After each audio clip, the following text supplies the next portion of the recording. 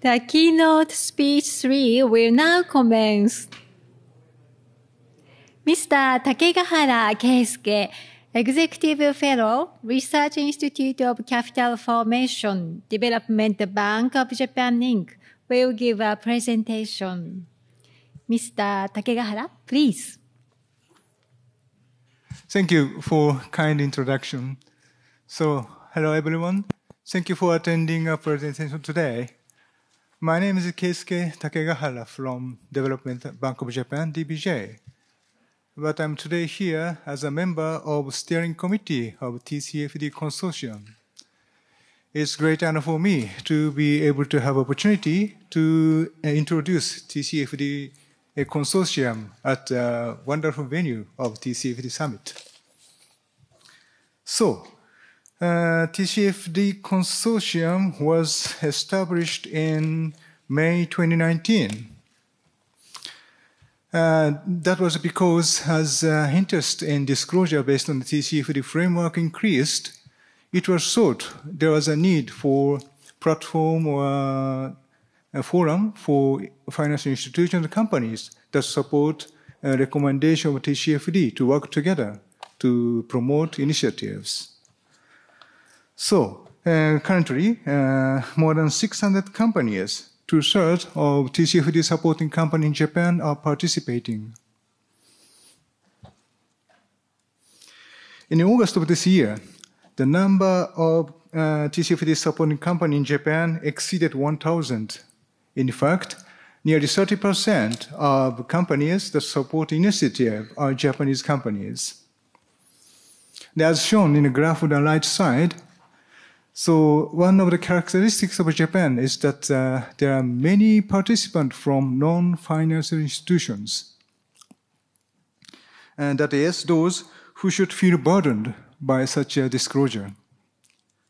I believe that this is the result of activities of the TCFD Consortium. So this figure shows the structure of the consortium. 2 working groups and a round table have been set up under a steering committee. So information disclosure working group consists of companies that disclose information using a TCFD framework. And the information utilization working group include financial institutions that utilizes disclosed information. So the TCFD consortium is characterized by close communication and cooperation between these 2 working groups, I think, now.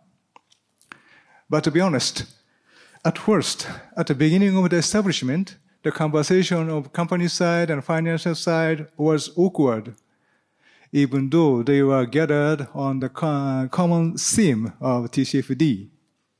So, for example, with regard to scenario analysis, some tough questions were asked by companies, such as, aren't you financial companies asking, are you financial institutions asking companies to provide detailed information on scenario analysis and making decisions based on the worst case scenario? Are you? There seems to have been a misunderstanding that financial institutions only want to see the downside risk. So in response to this, we replied, what we want to know is whether the exploratory scenario analysis has been conducted appropriately and whether it has been shared with the management. The details of scenario analysis is not necessary. So I remember that through these kind of conversations, misunderstanding gradually cleared up, and the atmosphere changed to a more frank discussion.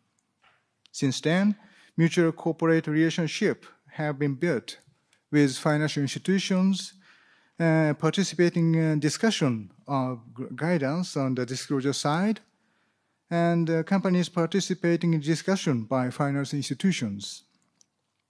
So, roundtable is the device that symbolizes this collaboration. This is a small meeting where companies and investors discuss whether information disclosure based on the TCFD framework is appropriate. So, as you can see, participant feedback indicates that this serves as a hands-on training opportunity for engagement.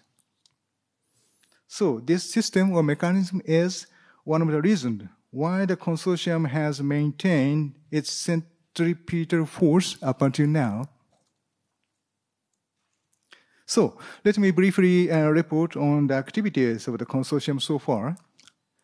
This is an inaugural general meeting held in May 2019.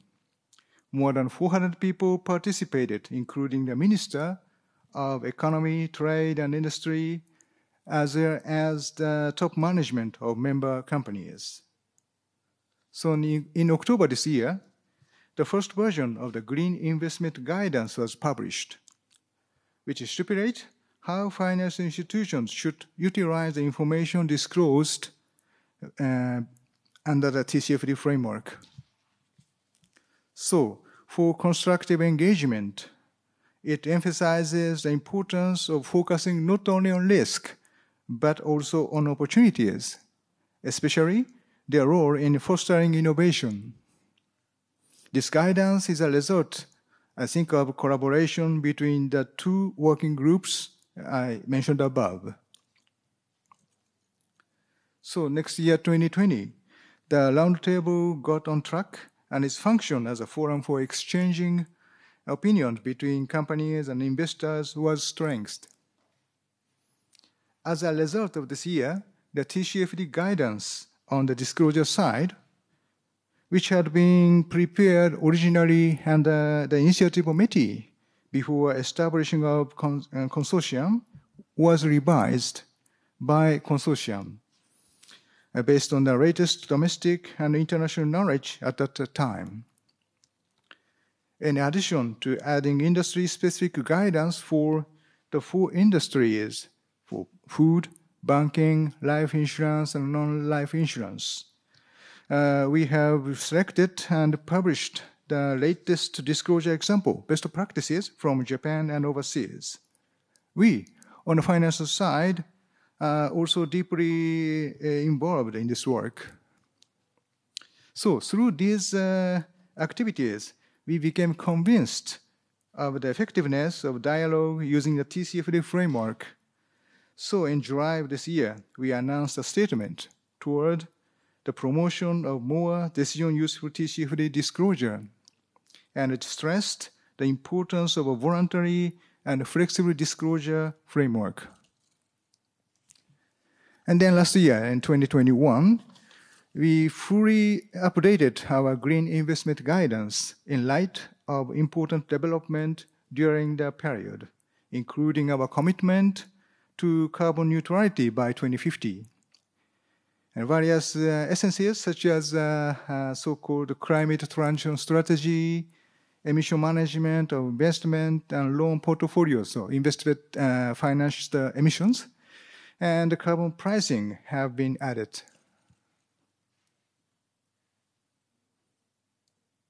So, during this time, the activities of the roundtable have also progressed, despite the restriction of the COVID-19 crisis. After a trial in 2019, we have held about 4 times a year since 2020. Each time, we receive high evaluation from participants, as you can see on the right side. So we have also conducted fixed point observation of the status of initiatives related to TCFD disclosure through questionnaires. From the result of the 2021 survey, an increasing number of companies believe that their supporting of TCFD has led to improved relationships with their customers, and that climate change is becoming more of a theme in their engagement. So now this year, in 2022, as you already know, we have revised the TCFD guidance again based on revision of the TCFD supplementary document last year. We also have worked comments on the exposure draft of IFAS Foundation's Sustainability Disclosure Standards, which is of great interest to consortium members. So, the achievement of these consortium activities have been highly evaluated by TCFD, and we are also very honored. Thank you very much.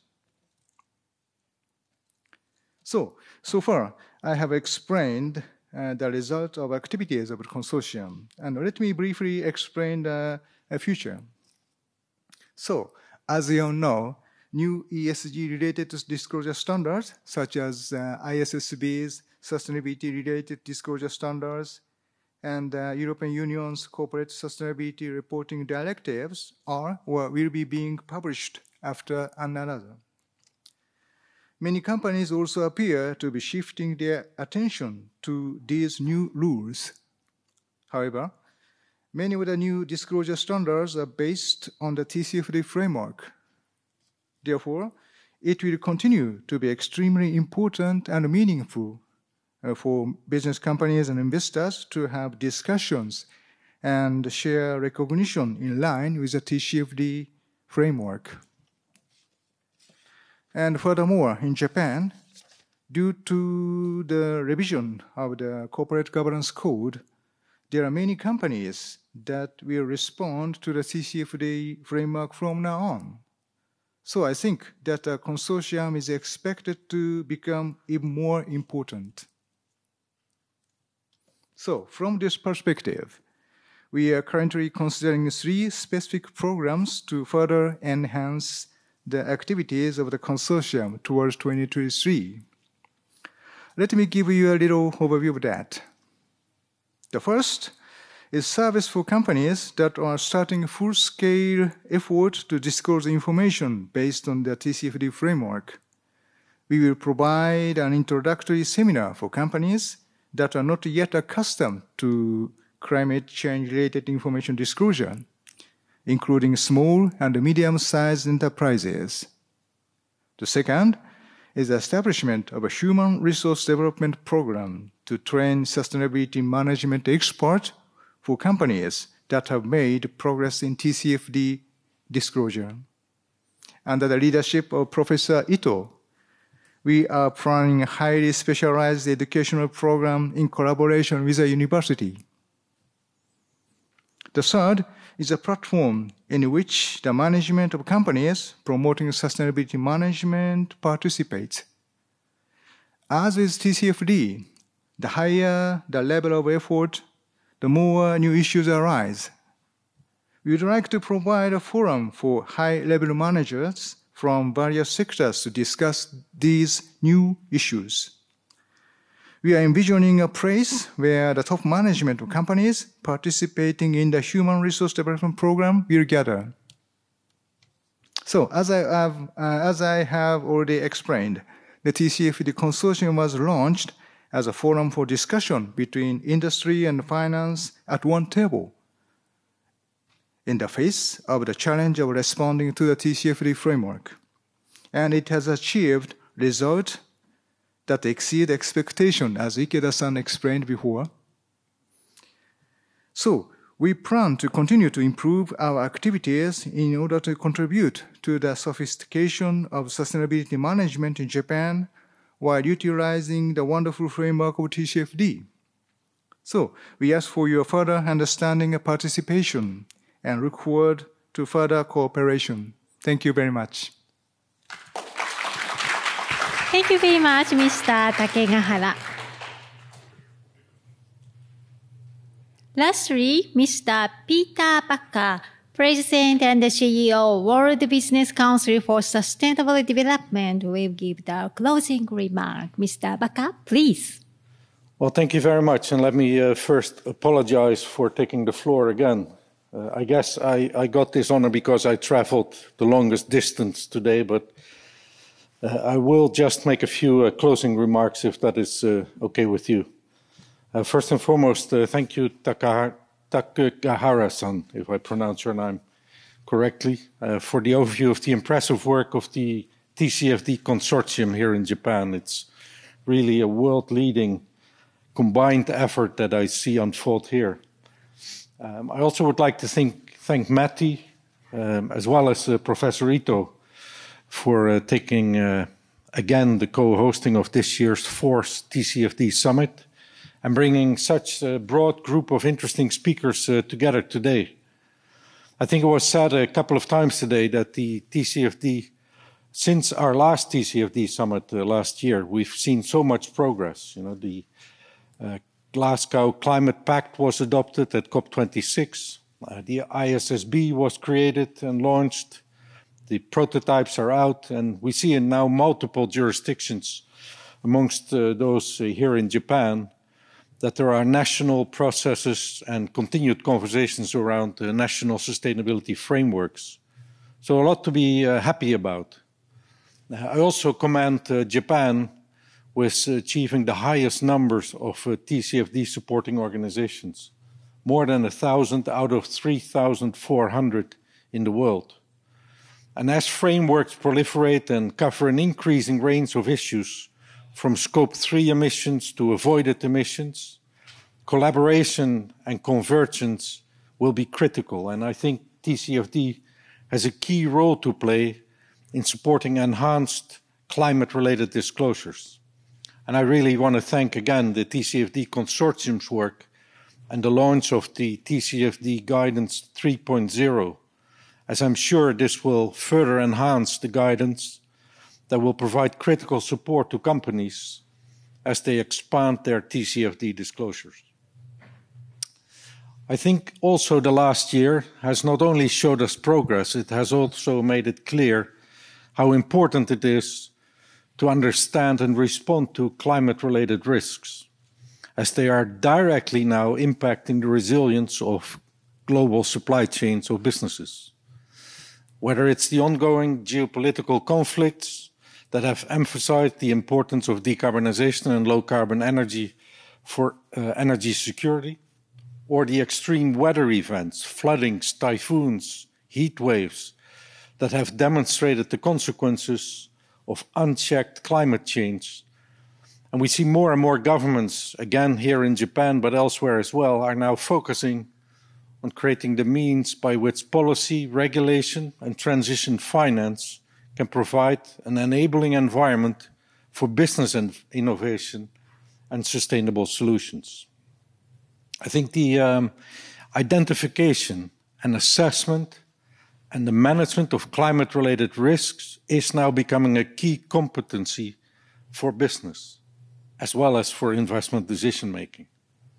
And I really want to pause on that point for a little, because we should really now understand that this is not just about disclosures, but it's really going to the heart of management, of strategy, of investment decision-making, of performance management, even of management remuneration, and providing the right incentives to get the solutions to scale and the transitions to go fast.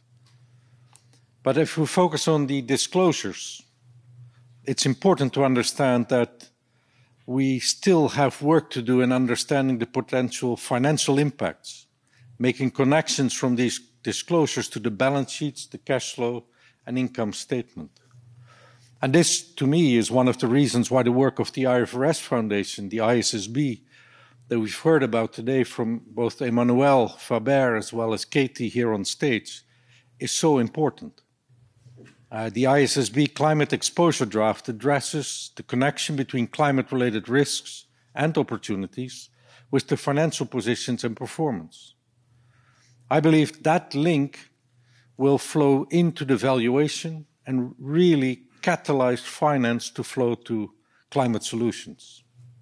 I think it is critical that we turn the ISSB into the global baseline of comparable and materiality-based disclosures. In that light, it was great to hear Satoshi-san talking about the fact that the Japan Sustainability Standards Board stands ready to integrate the ISSB into theirs. We've also heard that we need to move beyond disclosures of climate impacts. For business, the strategic response, pursuit of opportunities, transition planning, investment and innovation are critical other elements that need to be integrated in the strategic scenarios part of the TCFD. We've also heard that banks and investors are increasingly focused on plans for the transition to a low-carbon, climate-resilient future. This transition will require an enormous amount of financing and collaboration. The work and the growth of GVANs is a testament to that. In their recently published Real Economy Transition Plans, they provide a helpful framework for the components of rigorous transition plans. And that will really help companies in their development of their plans and strategies. It will call on companies to provide disclosures on low-carbon R&D, CapEx, the provision of low-carbon products and services, and the impact of each low-carbon product and service on achieving their greenhouse gas emission targets. It was also great to hear that the NZEP, which is the Net Zero Alliance for Banks, have actually today released their guidance for transition. My point of view is that the next big conversation will be around the new climate disclosures impact on capital allocation and valuation models. Very simply said, most capital allocation models are based on discounted cash flow analysis, whilst we know that ESG disclosures, even when standardized, will mostly be non-cash items. And how do we actually integrate that non-cash world in a pretty much DCF, discounted cash flow-based valuation model? It was very interesting to hear Tepai-san of Nomura Asset Management say that focus on innovation and avoided emissions might be better indicators for enterprise value than perhaps the greenhouse gas emissions. Whilst I understand the correlation between avoided emissions and green revenue, we cannot forget, however, that only the reduction of absolute emissions is what will keep a safe operating space for all of us on this planet. But it's good to know that this meeting has recognized a number of areas where tools like the Greenhouse Gas Protocol or Scope 3 accounting need to be developed further and can really contribute to the overall implementation of TCFD. Whatever the final solutions there will be, the redesign of engagement between companies and capital markets is probably the most critical lever to accelerate the transformation. Companies actively contributing to the green transformation have a high growth potential, but this potential will only be delivered through a high level of engagement